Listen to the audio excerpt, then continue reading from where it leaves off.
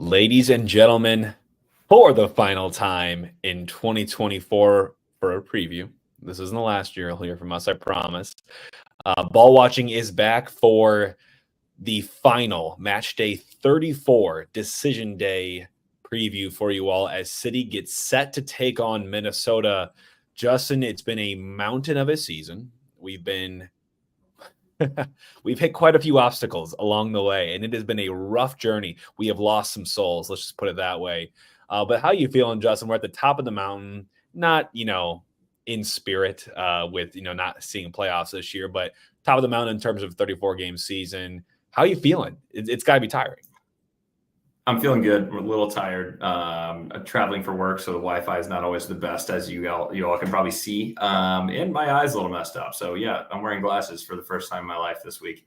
But we're here. I'm excited to get this preview going, and then obviously, then you and I got some stuff we're working on for the hope of the holidays coming up. So we do. The team might be slowing down, but we're speeding up.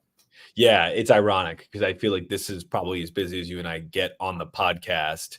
Or at least the business postseason as we plan this fundraiser for the Head and Neck Tumor Center, which, God, you guys have got to check out. We're putting out some content already. I think at time of recording, a promo is probably hitting tonight for you all. A little sizzle reel for the event this year done by our friends at Splice House. God, it makes you and I look marginally cooler than we actually are, or a lot cooler, depending on who you ask. But Justin, man, it's been a season, and I'm excited to get into this final preview, but before we do, a couple topics we got to break down. One, we did get some fan mail. I've got to shout it out on Buzzsprouts over the last week or so, and it was a comment from Scott. Scott, the fan, no idea the last name, but shout out to you, Scott, saying just listen to the most recent pod and how you guys are exploring who may or may not be back next year. Think there's an expansion team coming next year. Yes, there is in San Diego.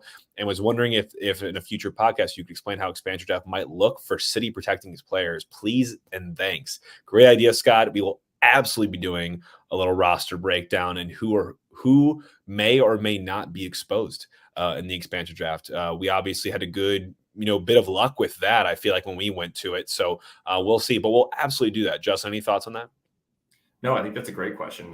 That's topics that we're looking for. So anybody else that has anything coming up, obviously with City kind of slowing down, we're going to be working on hope for the holidays, but we're still going to be pumping out some pods every now and then, just probably at a less frequency than we have been. And that topic's an awesome one. I would love for you and I to do what kind of bring back the 5-a-side, Jake, and we do our own 11s of who we think is going to be kept. It might even be 12. We have to go back and look at the rules, but that'd be a fun one. And a trio, or let's say a quattro of news to hit before we get into Minnesota. So SLU is 5-2-5 win-loss draw on the season, but undefeated in A10 play. I know not maybe up to the expectation of some in terms of what we were expecting heading into this one, but they still have it all to play for. Sitting in the A10 undefeated is no small feat. They only have 4 remaining matches. 5 if you include VCU, which is this Saturday at home. So a big chance to finish the season in a strong way and maybe even win the A10 outright as a conference and get some momentum heading into the A10 tournament, which you got to think, Justin, you'll probably need the title and the championship to get into the tournament, the big show. Yeah. Which is insane because, I mean, when they won their first game versus IU, they bumped up to number 7. But unfortunately, we've had a couple L's and a lot of ties, kind of very similar to City season so far. And we got at VCU, obviously always hard. At Mo State, I believe last time I saw, they were ranked 19th. So that's not a gimme anymore nowadays when Kevin Burke used to play. I'll have to tell him that one. But, I mean, it's the A10. Anything can happen with this. But I'd like to see the boys make a little bit of a run. They're starting to put some wins together and scoring goals. So what Kevin Kalish and team are doing over there is great things, and I would love to see them kind of ramp up as we get in towards the end of the season. Agreed. And I miswrote that, Justin. We are actually at home at VCU, which is nice. So just 2 more away games. 2 more away games, Mo State and Dayton to end it out. Otherwise, we got 3 remaining home matches here at beautiful Herman Stadium. City 2, another update. They did lock in the number 2 seed in the tournament as we head into the playoffs now for MLS Next Pro, and they are playing on the 20th of October. So yes, this weekend at 2 p.m. versus their selected opponent, LAFC 2. You might think to yourself, Jake, Justin, why did they pick LAFC 2? LAFC seems to have our number as a first team, at least. We have their number. And when it comes to MLS Next Pro, it's very reverse there. They have not beaten us ever. So that match will be at City Park at 2 p.m. Like I said, tickets are around $13 hovering there on SeatGeek. If you haven't gotten to City Park or you haven't caught City 2, no better time than right now. So make sure you check that out. And also shout out to Mekhi Joyner, who got a call in to the U.S. Youth National Team U19 setup. He also scored a nice little free kick as well. So go ahead and check that out in the highlights if you haven't. But great seeing the boys get represented at youth national team levels for the U.S., especially. And then Owen Jorgensen on the academy level. I believe Soccer Dad Pod guys talked about him. We were on the show, Justin, but he's 14 years old and he's in the U15 setup right now in Florida. Yeah, I would say quick plug for the Soccer Dad Pod. Those guys are electric when it comes. I mean, not only from just soccer around St. Louis, but especially in the academy level and high school level. They do the starting 11 each week, and you'll see JB and guys do interviews with those guys. So if you haven't listened or tuned into it, go ahead and get to it because that's the next wave that's coming in for the City team. When we talked about how many guys we brought up from City 2 into the first team, that's going to continue. We have a great farm system, and it's only coming from the academy and obviously the guys around St. Louis. So check out the Soccer Dad Pod if you've not already. And Jake and I will probably do another kind of regroup with them in this fall as well. Definitely so, Justin. Before I hand the baton to you to talk us through what happened with Minnesota this year, it was kind of a gut punch of a game for us because at that point we still had a lot to play for and they were in our way. But on the injury front, I haven't heard anything, and I've scoured all of the writers and as many things as I could on injuries. I'm going to go ahead and say no news is good news. I think all the long-term stuff you can probably assume is still happening, but everything that was small, it looks like it might have subsided. And I think that's what happens when you get 2 weeks of, unfettered rest and training. Yeah, hopefully no one's picking up a knock in training of 2 full weeks, but I'll bring us into Minnesota United. So played them at home earlier this season. Not a great game. I'll give you guys a quick rundown of what happened. Twyshert actually scored a cleanup goal in the 4th minute. Great long ball into Betcher, holds off the defender. He falls, ball spills to Twyshert. Great finish. Then we go on a downturn. Obviously, as we have this season where we've given up points when we've been in a winning position and then get nothing out of it. This is one of those. 23rd minute, bad turnover by Leuven. We paused and did goal vision on that one. Jake, he was looking up, trying to play a long ball. They pressed him, blocked it, went in, finished. Saved by Berkey, but then finished and put it away. Then on the 52nd minute, Horn gets 1v1 down the wing. He gets beat. Does not have the pace, tries to make a slide to save his butt, doesn't get there, and then they cross it in. Unfortunately, goes off Jay Reed. And then unluckily in the 62nd was a corner kick that was ended up VAR'd in a handball on Hebert, and easy finish there from the PK spot for them. So overall, not a great home match versus Minnesota. No, not definitely a blemish on the home record, especially in the latter part of the year for us, because we did, I feel like, kind of refined our home form, but this was not a good one, and it cost us ultimately a lot. So I would love to see a little redemption arc in this away match now. But 2024 has been a little bit of a mixed bag for Minnesota. They're 13, 12, and 8. 7th in the West right now, with it all to play for still. Only 2 points above Vancouver, who's sitting in that 8th spot, and 3 points above Portland, who sits in that 9th spot. Remember, 8 and 9 are in that wild card match. So, if Minnesota be fine to just not play this game because they are going to hang on to their away spot in this and not to compete in the wild card. So they got some teams breathing right down their necks. And remember that for later. Justin will give us a full breakdown on the things to look out for when it comes to decision day. Get ready for that. Home record 6-6-4, away record 8-6-3, goals for at 54 and goals against at 48, about mid or average in the pack for both. But some home results to probably keep in mind as City heads there is a 3-2 loss for Seattle in the latter part of August, a 2-1 loss and another tight affair against Cincinnati in mid-September, but a 3-0 win over Colorado in late September and a 1-0 win at Vancouver. You see how things kind of get progressively tighter and tighter as they get later and later. Another thing to keep an eye on for as we get deeper into our preview here, but they're catching some good form. Yeah, they are, and they actually have some great attackers to be looking out for as well, Jake. Here we go again with the names.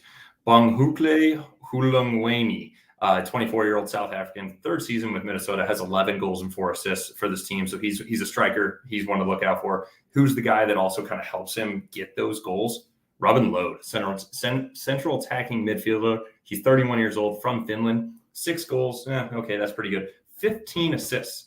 3rd most in the MLS in assists right now. You're looking for a guy, if you're looking for someone on your team that if you're trying to find, this guy could be easily, yes, he's 31, but that's someone that you want to have on your team consistently when you have a goal scorer. Imagine him being like Denny Bouanga. he could have like 24 assists at this point. So Robin Lode is a guy to be looking out for. Yeah, it's a big name. A couple other names to keep an eye out are Tani Uluwasheni. Justin, thank you for the help in the pronunciation, by the way. It's super helpful.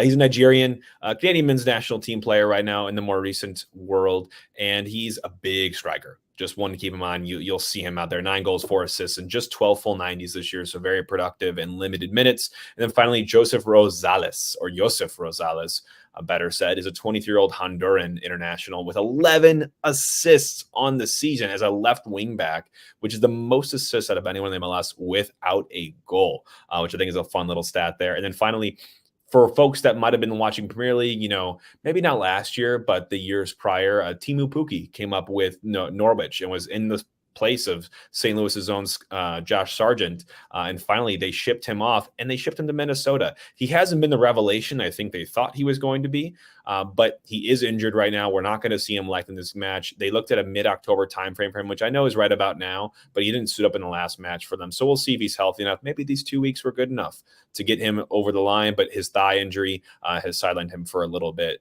So Justin, we talked about the players. We're kind of switching up a little bit of the order here, but I like it, keeping things fresh. Let's talk about who's suiting up for us in the final version of a Hoffman Brothers starting 11. God, I can't believe it's the last time we're doing this year. I'm gonna miss talking about it, man. It's always fun to come up with these ads for our friends at Hoffman Brothers because they do so much, right? I mean, you see them everywhere. I've been seeing a surge in Hoffman Brothers vehicles recently, just given, last night or this morning was the first freeze for some parts of St. Louis. And for anyone that's saying, oh my God, I didn't even realize that. I mean, it was 90 degrees 2 or 3 weeks ago. Well, catch up, man. And if you're going to catch up, make sure you get Hoffman Brothers a call at 314-664-3011. They'll be out there taking care of all of your appliances, all of your heating, all of your cooling, getting you set for the winter and the cold fall, man. I mean, it's arrived. It's upon us now. So make sure you catch up and give Hoffman Brothers a call or visit them online at hoffmanbros.com. Yeah, and I would say, Jake, just one quick follow-up on that. If you haven't called them already, we've been trying to tell you for months now, you're almost getting too late, but guess what? It's still never too late. Call those guys. They'll be at your front door any minute that you want them there. Make a scheduled appointment, and they'll be there for you going into this cold, dark winter. And Jake, I'm going to bring us into the last predicted Hoffman Brothers starting 11.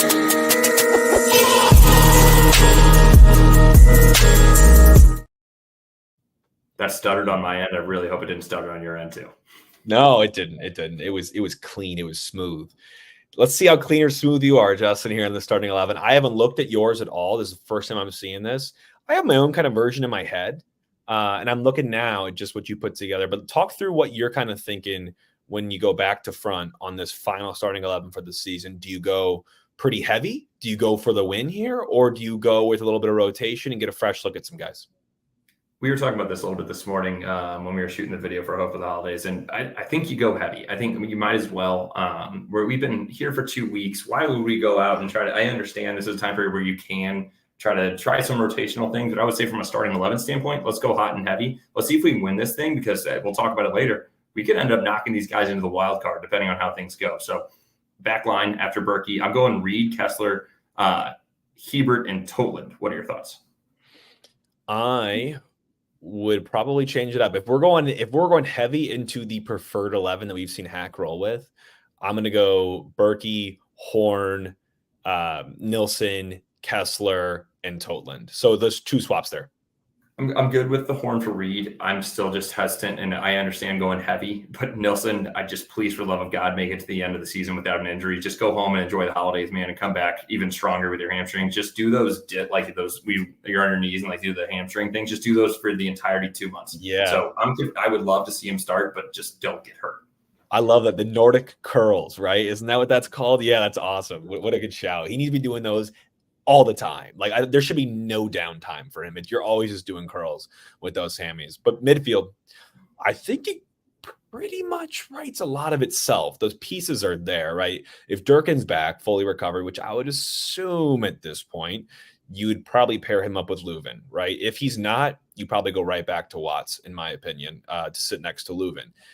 Up ahead of them, you're going to go back to Hartel, I would imagine, on the left. I think you're going to roll back with Toyshirt in the middle of the 3. And then Has Betcher claimed a "I'm not leaving the 11" role? And if so, is that in sacrifice of Klaus, or is that lining him up maybe up with Klaus, or is that on the right? Where do you see that all coming together, Justin? Yeah, actually, I could see this being more like I guess a 4-4-2 is where Yeah. we'd go with it. So then Yep. you would do, and you would literally just go put Toy Shirt out on the left with a Leuven Durkin in the middle, and you put Hartel on the right with a Klaus and Betcher up top. What are your thoughts on that instead of our Yeah. traditional 4-2-3-1? Yeah, I can see that, just because I don't think Betcher will be okay with, and not that he would be a an a-hole of a personality, but I just don't think at this point, the way he's played himself into everyone's hearts and minds, I just think it'd be tremendously doing him a disservice if you didn't start him in this match given his form. So I'm with you. I think maybe you pivot to a 4-4-2, almost like a 4-2-2-2, which again scares me to death because you have no width. But we're a team that's really been playing without that for a while now, at least this season. Not that I'm okay with that moving into perpetuity. But for this one, getting your best players in the field, maybe that's the right way to go. And maybe Jake, just for everybody's visual, when we say a 4-2-2-2, it's almost like a 4. Then you have Leuven and Durkin kind of sitting in like a U-shaped 4, and then you have the upper two where you have Toy Shirt and Hartel out on the wings. So it's technically a 4-2-2-2, but I would say just for people's visual, it's more like a U-shaped 4, and then you have the two up top, almost making like an oval out of all 6 of them. Yep. Nope, you're right. You're right. It's a funky formation. And again, it sacrifices every bit of width you have. But we don't have many wide players at the moment that are totally healthy besides Ulm. So that's thoughts, I think, on the 11. Going into our last match here. Thoughts on the matchup itself. So I talked about form. I just looked at the last 6 overall matches. Minnesota sitting in 3rd overall. If you just took the last 6 as a sample size, sitting at 4-1-1. So they're rolling in here pretty hot. And on home form specifically, I've just looked over the course of the season, only 19th in the MLS. So they're pretty below average when it comes to home form on its own. But recently on the home form, they're 2-0-4. So trending downward even more so at home. So that's an opportunity there. They haven't been a great home team, but they've been a great, just overall team recently. So you're kind of betting on what side or what face you're going to get out of this team. You're hoping it's more of the trending down because they've kind of limped their way into this final race for the playoffs. Yeah, and their attack form, I would say, is almost more mid as well at home, looking at for their XG per 90 of a 1.58, 17th in MLS there. But where do most of those goals come from? 22% of them were a fifth of their goals come in the last 15 minutes of a game, which I feel like that scared us a lot last year. Maybe it's just because we're letting teams score early, score often. So maybe we're not as concerned now, but I'm not as concerned with the last 15 minutes anymore at this point. I will be absolutely devastated if we're up like 2-0 and we give up the lead and possibly the game. But they're open play. They're above average in XG. Their set pieces, they're number 5 in XG, number 4 in goals and set pieces. So this is going to be a big one again. That's where it's been a problem for us this season is marking, especially on dead balls. Yeah. I would agree. And I just want to say I misspoke on the limping, and they're not limping into the playoffs on form. They've been playing well, but they've been dropping home matches, which, when you look at the MLS as a whole, that shouldn't be, a regular for a contending type team. Defensively, 4th best. They've gotten some great defense out of the squad, sitting at, like I said, 4th best in expected goals against per 90 at home, only 1.08, which I think is pretty impressive there. They're conceding almost a 4th or just over a 4th of those goals against in the final 15 as well. So they're playing with fire, both offensively and defensively when it comes down to it in those last 15 minutes. But open play versus set pieces, 3rd least shots conceded in open play. They're a very stingy defense when it comes to open play. But set pieces, again, it's a strength attacking wise, but a weakness on the defensive side of the ball. So number 1 in shots allowed off of set pieces, and number 2 in expected goals against. So if I'm Leuven, if Indy Vasilev starts this game, if I'm Hartel, every single ball, not to say they don't think about that, but every single ball should be looked at as a massive opportunity every single dead ball should be a huge opportunity for this team to get on the board or to create danger or create chances. And when they're not coming as fluidly as they should, that's a great avenue to get them through. So make sure you focus on those opportunities and not just, go through the motions, but get numbers up, go for it when you have these set pieces. Yeah, and I will say, and because we're going to need to, because when we're looking at their press, they're top 10 in counter-pressing metrics, top 10 in ability disruption. So this is a team that's kind of doing what the U.S. is trying to do right now. If anybody watched the game last night, which we didn't even mention, Jake, not much to mention. 0-2 loss, L try, don't care. We didn't have everybody there, whatever.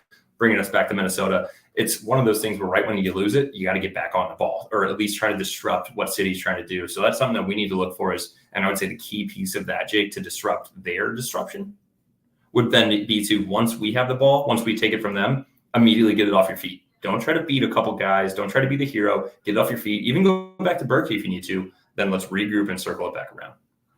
I like that. I like it. This is a team that is not known for their possession, but they can create off of minimal possession. So number 4 in through balls per 90, even amidst, though, the second lowest pass count per 90. So not a big passing team, which you see some similarities with us on there. Goalkeeping, they've gotten by in some great goalkeeping this year from Dane St. Clair, who's Canada's goalkeeper. Bottom 10 fewest saves and save percentage, but that doesn't really matter when you've got a goalkeeper that can prevent goals. And right now he's top 10 in post-shot XG minus goals against, sitting at a plus 1.3. So effectively preventing, at least 1+ goals this season that he should not have prevented when it comes to expected stats. But who cares about those, Justin? I'll tell you what people do care about. That's predictions and Grahammers. It is that time of the pod. I am going to lock in, Justin. Drumroll, please. Another draw for this one at 1-1 is my expectation heading into this match. We've played 3 matches to our history, and only one of them, I believe, is a fixture where both teams, only one of them we failed to score in. So I'm expecting this to get off the board, but they're not going to let in too many given this defense, and they need this. So I think a 1-1 would be great, and I do think it might play spoil to their party. Yeah, and I know that leads into your bet. Before we get into the bets, I'm predicting a 2-2 draw, which I kind of want to start adding like what the lines are if you want to predict the score exactly. So that's plus 950 if anybody thinks that we're both going to score in this game and score twice and tie exactly 2-2. City money line, heavy underdogs, plus 390, Minnesota minus 200, the draw is plus 350. The over-under here, Jake, was interesting to me. I haven't seen it like this in a while. The over 3.5 is the same odds as the under 3.5, minus 115. And I know you don't think it's getting there, but here's what I'm taking from my bet that I'm just going to lock in on City double chance. So that means for us to win or tie is plus 140. If you look down there, Jake, I did throw a little long shot in there to try to beat you on the season. I'll sprinkle on it personally, but City money line plus City to score at least 2 goals is plus 450. And I think if you lose this bet, that would take me up over you. Ooh, wow.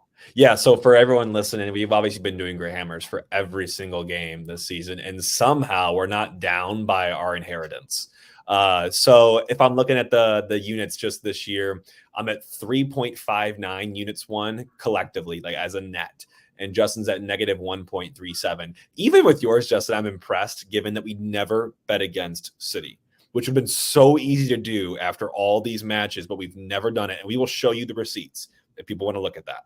And Jake, you know why I'm so pumped. City double chances plus 140, because if I hit that, I'm in the green by 3 cents. If you were to bet all of my bets for the season, you'd be up. Doesn't matter how much.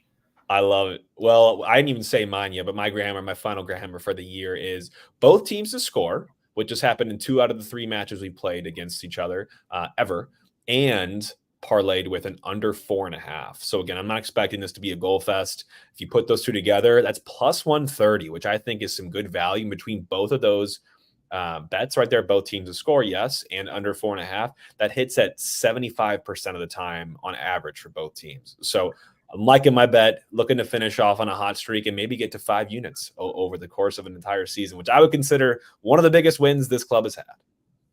Even though I'm going against you, I will be taking that bet because I think that's a great bet. And I'm also in Illinois, so I'll be doing it. Bet legally. If you don't, get to Illinois, be safe. But I'm going to bring us into this, Jake, just quickly. And I've been wanting to do this. And unfortunately, I didn't see the MLS article, but they were missing out some pieces. Wanted to make this like the 3 fastest minutes of football that they do with Boomer. What do you guys need to know for Decision Day? For anybody who doesn't know, Decision Day is Saturday. It's the last day of the MLS regular season. Every Western Conference game is at 8 p.m. Central because you don't want other teams knowing what other teams are doing. Then you can rest guys. So everybody kicks off at 8 p.m. I will say, Jake, I don't know. I can't share screens. I'm going to end up losing Wi-Fi. So I'll just talk through it. There's some tiebreakers that go into it, but I'll quickly touch on the ones that matter. Los Angeles Galaxy can clinch the number 1 overall seed with a win or draw at Houston, but they could lose it with some other stuff. I'm not going to get into that. That's not important to us. Seattle and RSL, they're each tied at 56 points, battling for 3rd and 4th spot. So if their outcomes remain the exact same, the first tiebreaker is then number of wins. And so that would go to Seattle because Seattle already has one more win than them. So then moving down to what does this game matter that City has? Minnesota, where are they right now? They cannot reach the top 4 spots because RSL is in 4th with 46 points. So the top 4 teams are already locked in, 56 points. They're already locked in for that home field advantage 1, 2, 3, and 4 in the first round. Now, can Portland catch Minnesota? The answer is no, because the first tiebreaker is number of wins. Minnesota already has 14. Portland only has 12. So even if Portland wins and Minnesota loses, Portland's not going to catch them.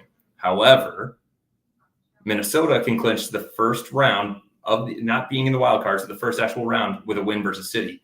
But if they lose versus us and then Vancouver wins versus RSL, then it would go into a possible tiebreaker. Then Vancouver would jump in. Or if Minnesota ties and Vancouver wins, then it would go to tiebreakers. And then you have to be looking at this on goals scored. So the actual tiebreakers in order are number of wins would they be tied on. It would go to goal differentials, then goals for. My favorite, Jake, is then it goes to fewest disciplinary points per match. And so I did a little digging on this, and it's hilarious. Vancouver holds the tiebreaker by an absolute landslide. If you look at disciplinary points per match, you get 1 point for a foul, 2 for a staff warning, 3 for a yellow card, 7 for a second yellow card, aka 7 for a straight red.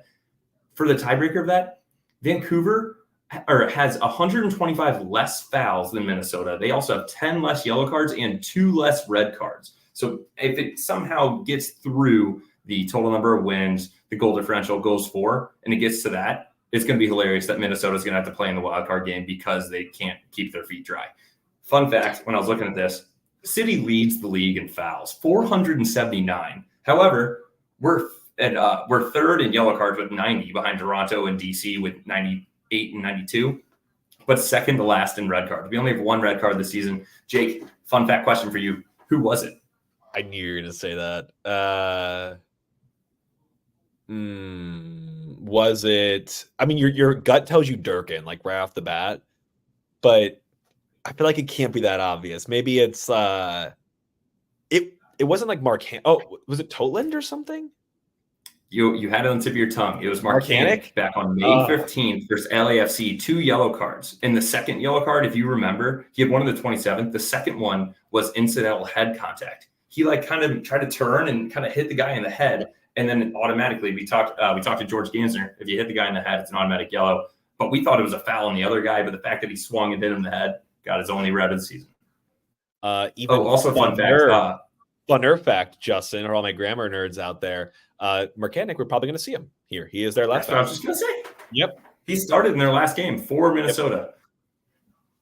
Unreal, man. That's all I got. And then if you want to go into the Eastern Conference, I mean, 1, 2, and 3 are 4. 1, 2, 3, and 4 are locked. They actually have a pretty fun. So all their games kick off at 5 p.m. So you could watch the Eastern Conference games on Apple, and then you could watch the Western Conference games.